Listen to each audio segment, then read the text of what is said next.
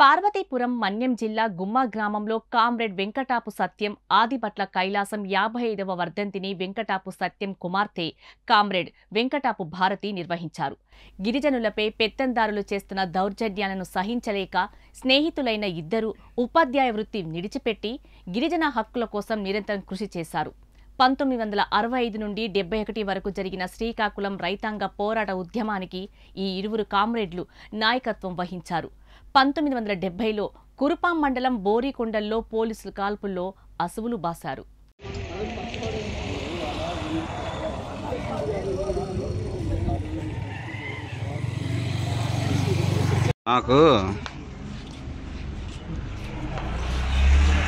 మామూలుగా స్త్రీలు అడుగుతారు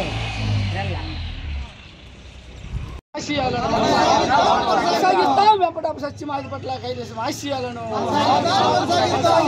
వెంపటాపు సత్యమాదిపట్ల ఆశయాలను